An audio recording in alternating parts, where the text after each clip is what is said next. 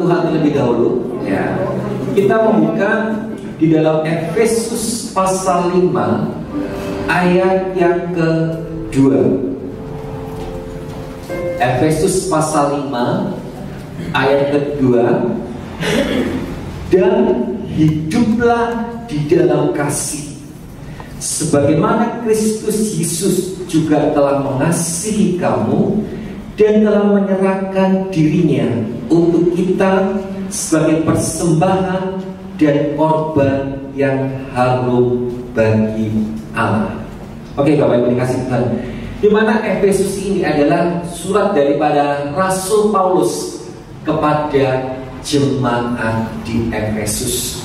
Dan kalau kita juga melihat di Wahyu tentang 7 sidang jemaat, dan salah satunya juga adalah Efesus, di mana sidang jemaat di Efesus itu giat, tekun mengasihi Tuhan dengan kerja keras. Tapi kita juga tahu bahwa di situ tertulis bahwa aku mencela engkau karena engkau telah kehilangan kasih yang mula-mula. Sehingga dalam Efesus pasal 5 ayat 2 ini dikatakan lagi, dan hiduplah di dalam kasih, sebagaimana Kristus Yesus telah mengasihi kamu dan telah menyerahkan dirinya untuk kita sebagai persembahan dan korban yang harum bagi Allah. Kita tahu bahwa kita diselamatkan bukan karena perbuatan baik kita, tapi oleh karena kasih karunia Tuhan. Karena begitu besar kasih Allah akan dunia ini, sehingga apa? Tuhan mengaruniakan putranya yang tunggal, anaknya yang Tuhan, barang siapa percaya kepada Tuhan tidak binasa, melainkan beroleh hidup yang kekal. Oleh karena itu, sebagai kita anak-anak Tuhan yang sudah ditebus oleh darah Yesus, yang sudah diselamatkan, kita pun juga wajib meneladani apa yang sudah Tuhan Yesus lakukan. Tuhan Yesus lakukan untuk kita boleh hidup di dalam kasih. Ya, sekarang saya akan bahas kenapa Rasul Paulus menulis ayat ini, hiduplah di dalam kasih. Di mana setiap manusia adalah makhluk sosial, benar ya, yang tidak bisa hidup sendiri, tapi harus bisa berinteraksi dengan banyak orang. Berinteraksi adalah berkomunikasi satu dengan yang lain. Dan di dalam komunikasi satu dengan yang lain ini, terkadang timbullah yang namanya kesalahpahaman. Kenapa? Riset membuktikan, ya dari ilmu pengetahuan, di mana seorang wanita, ini maaf ya yang tahu wanita, tapi ini riset kok, dan kata saya kata pengetahuan, di mana wanita itu setiap hari, ya, dia menghabiskan kata-kata atau dia harus berbicara itu sebanyak 20.000 kata. Itu wanita. Sedangkan pria jumlahnya harus diucapkan setiap hari adalah 7.000 kata. Sehingga karena banyak perbendaharaan kata yang harus diucapkan, yang harus dikeluarkan, 20.000 kata, sehingga maaf kata banyak sekali-kali bagi ibu-ibu atau kaum wanita seringkali berbicara. Baik kalau mungkin sore-sore atau pagi-pagi, siang udah waktu mungkin sama tetangga kanan kiri. Nah, dan di dalam pembicaraan kita itu terkadang banyak orang yang bisa langsung mengerti ataupun juga tidak bisa mengerti, sehingga terjadilah kesalahpahaman. Kenapa bisa terjadi kesalahpahaman? Karena kita sebagai manusia itu mempunyai temperamen, ya, dan karakter yang berbeda-beda. Beda suku, beda lingkungan, beda didikan, beda juga kepribadian sama-sama. Kalau dari ilmu kedokteran, sifat dan karakter manusia ada beberapa tipe, adalah sanguin, kolerik, flematis, atau melankolis. Nah, jika waktu dalam kerja itu ada dominan atau yang resesif. Dan itu adalah kepribadian manusia yang berbeda-beda. Temperamennya berbeda-beda, dari suku bangsa yang berbeda-beda. Karena karakter yang berbeda-beda ini, pada waktu orang seringkali berbicara, orang seringkali mungkin mengatakan apapun, mungkin salah tanggap, sehingga menimbulkan yang namanya perselisihan. Di Yakobus dikatakan, hendaklah kau lambat berbicara tapi cepat untuk mendengar.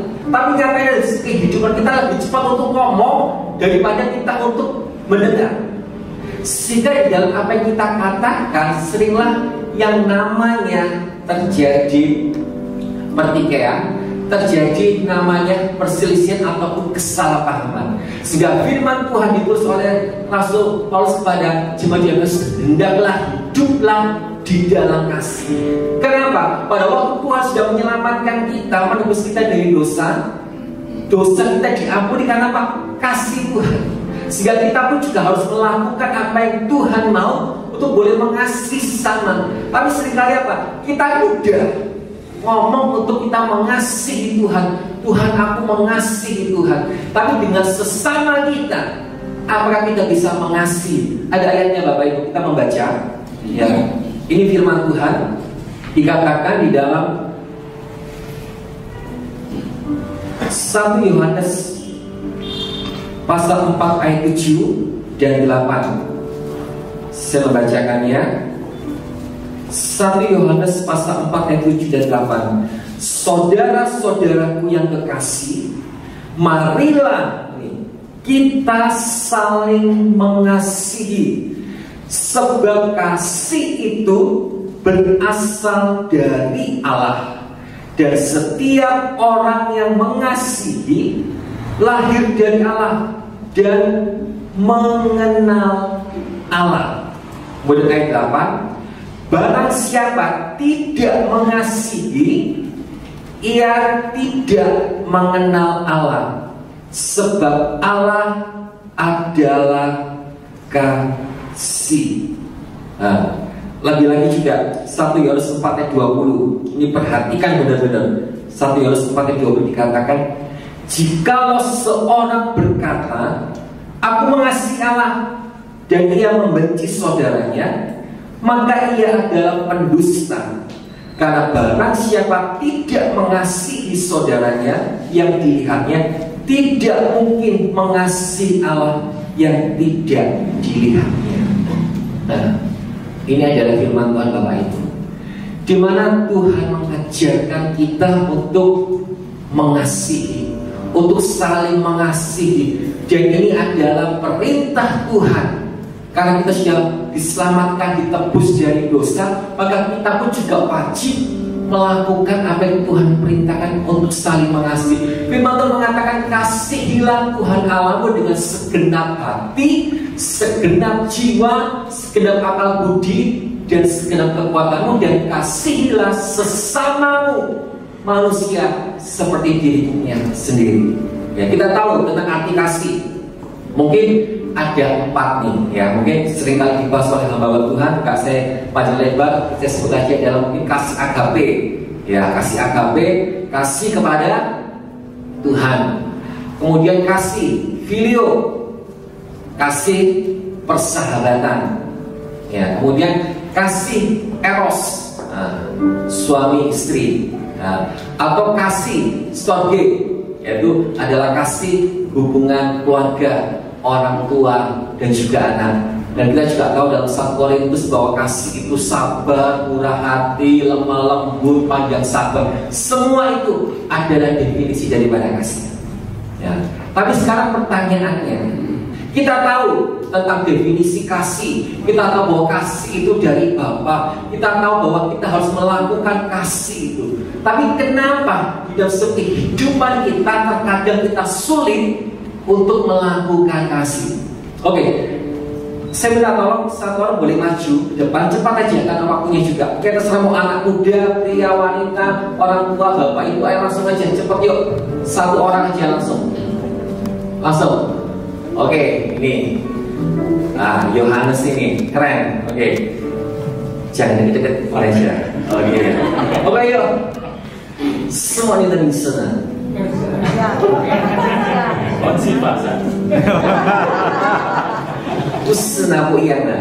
Aku waktu saya tanya semua itu minse, ya, dia tahu nggak artinya aku ngomong apa?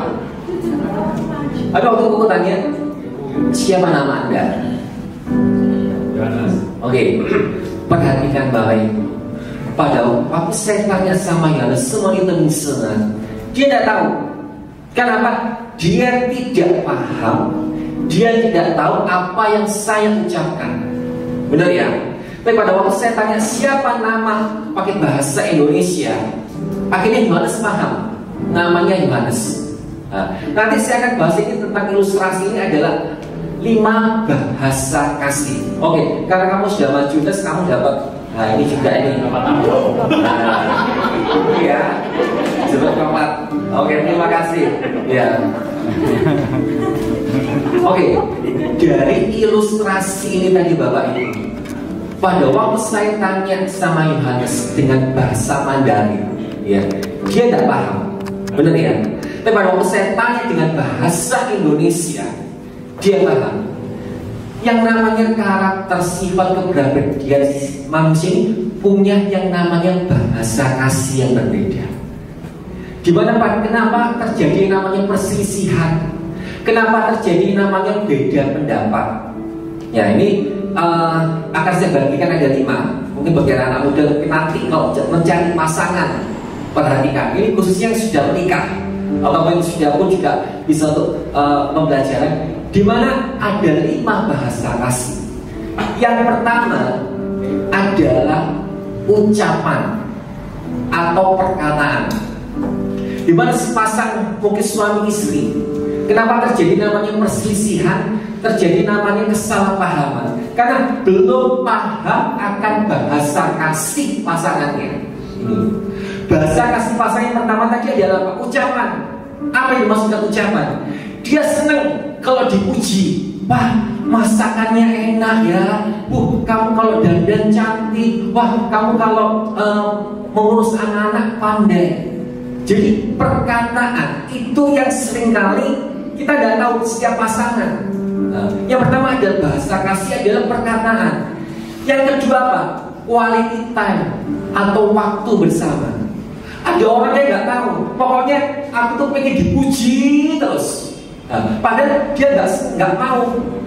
Karena bahasa kasihnya bukan dipuji. Bahasa kasihnya adalah apa? Kebersamaan. Sampai ada pepatah Jawa mengatakan makan gak makan asal ngumpul. Bahasa kasih itu adalah kebersamaan. Bahasa kasih ketiga adalah apa? Dikasih hadiah.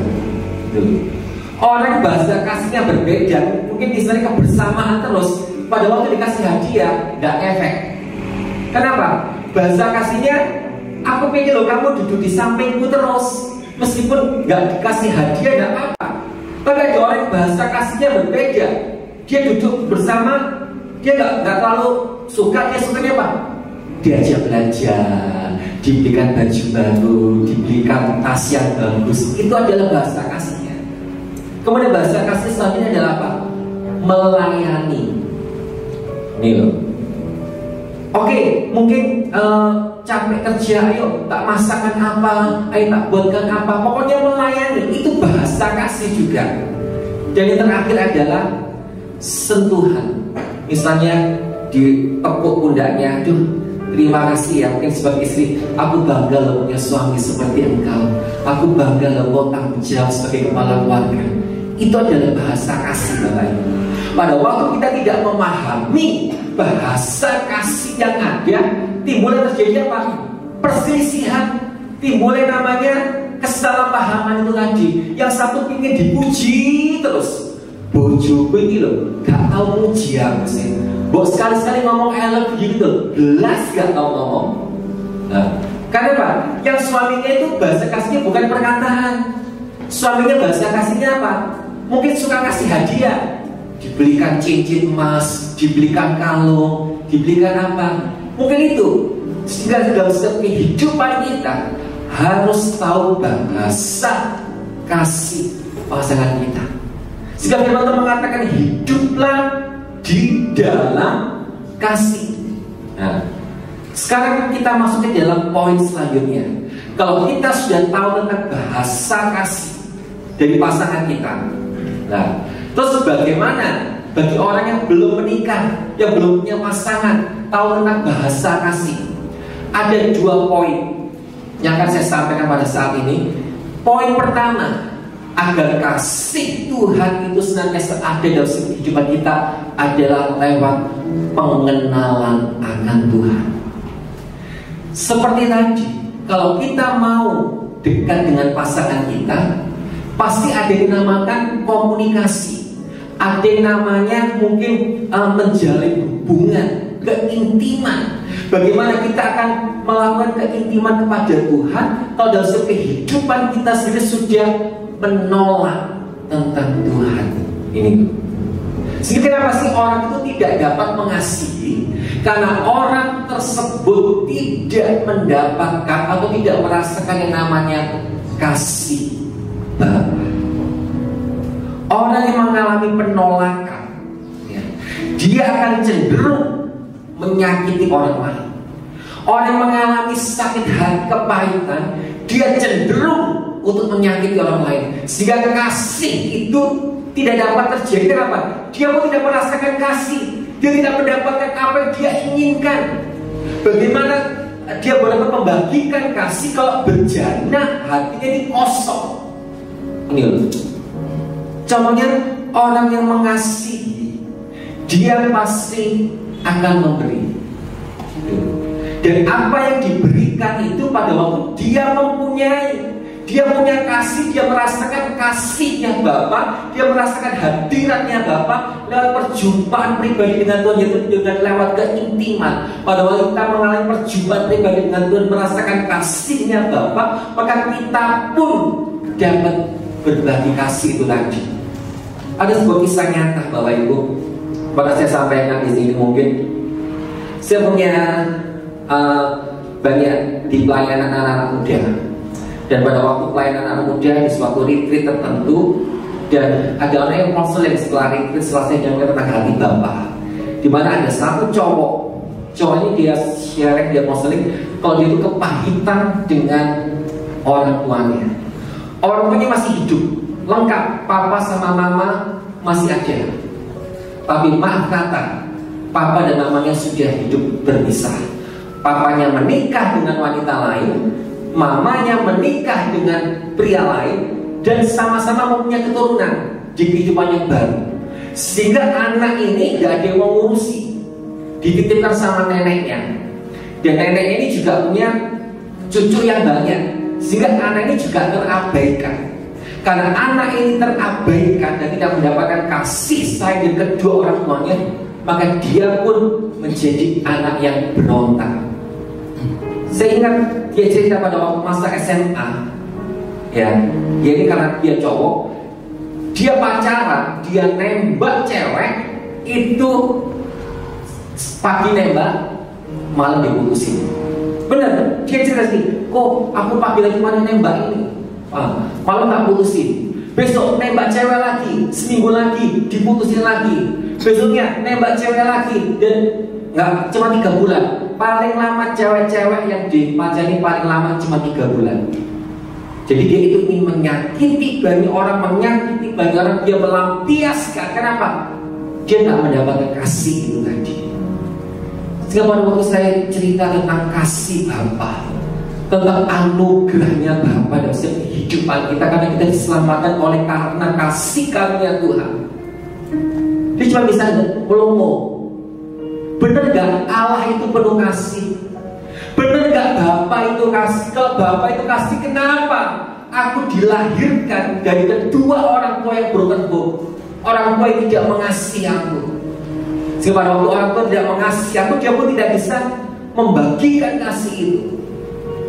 Jadi poin pertama, kalau kita boleh mengasihi, pahami terlebih dahulu tentang kasihnya Bapa. Poin yang kedua, yang terakhir, kita membuka, yaitu di dalam 1 Yohanes pasal 2 ayat 15 dan 16. 1 Yohanes pasal 2 ayat 15 dan 16.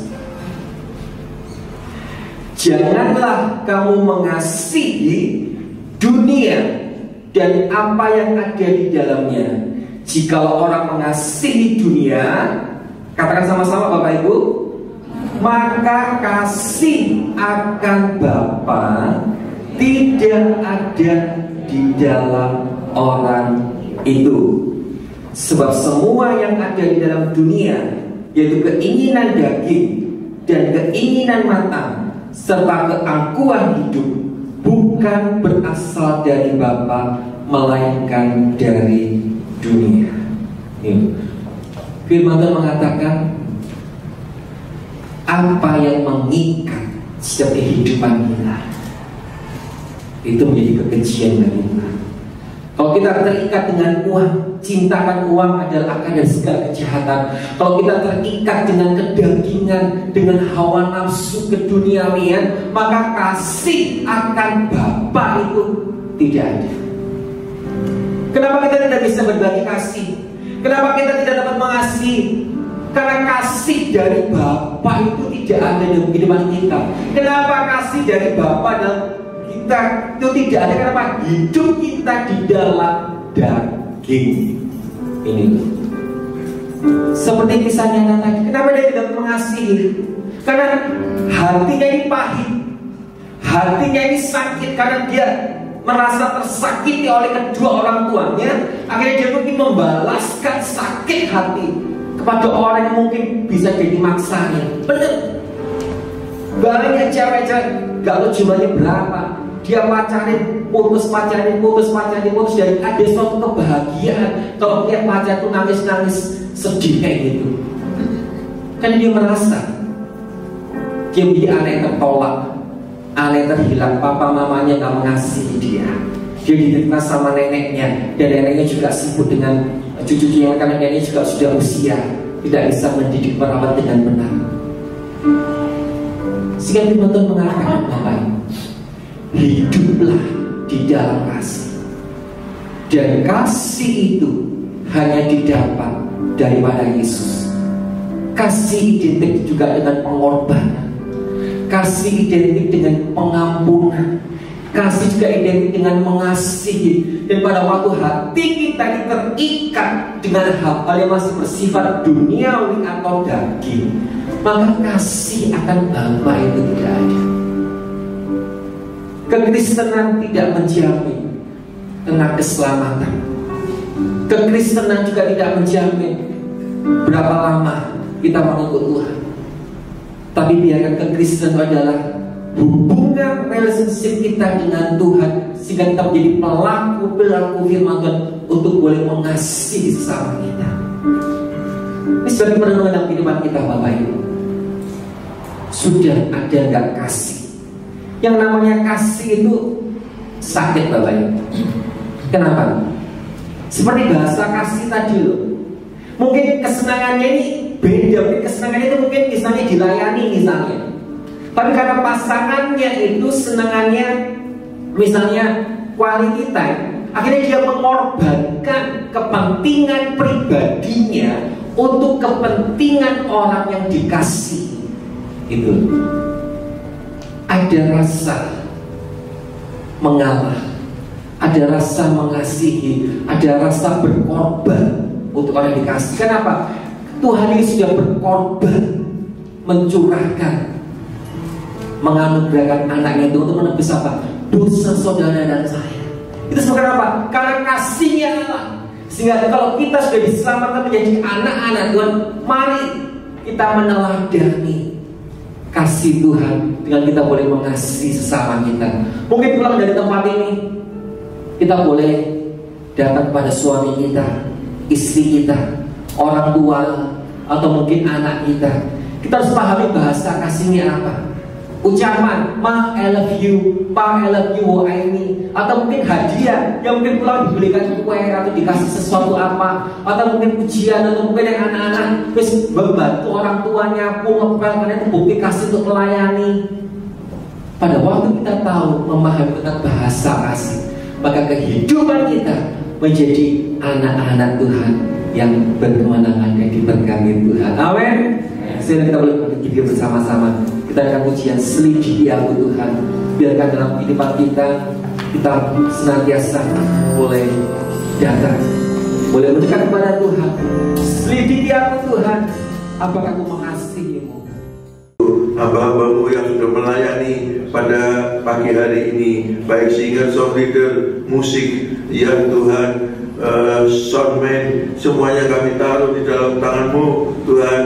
Hamba-hambamu yang terlibat, yang mungkin hamba tidak sebutkan, tetapi yang terlibat di dalam ibadah pada pagi hari ini, hamba menyerahkan kepadamu. Engkau mengasihi mereka semuanya. Kami sangat percaya Tuhan bahwa jeripayah-Mu di dalam persekutuan dengan Tuhan tidak sia-sia. Demikian juga mungkin yang hanya datang saja, itu jeripayahnya untuk datang itu adalah tidak sia-sia. Kami sangat percaya akan semuanya pengorbanan Tuhan. Kami sangat percaya akan kasih karunia Tuhan. Terima kasih karena itu Tuhan. Turunkan belas kasih-Mu buat kami semuanya. Sebentar kami akan berpisah, namun mari Tuhan, kedangkan tangan-Mu buat kami semuanya. Salurkan berkat-Mu Tuhan, berkat dari Bapa, Putra dan Roh Kudus, yang kami mengerti dalam nama Tuhan Yesus Kristus. Damai sejahtera Allah yang melampaui segala akal melimpah buat semuanya, sekarang dan sampai selama-lamanya, sampai Maranatha, Tuhan Yesus datang kembali. Mari yang percaya katakan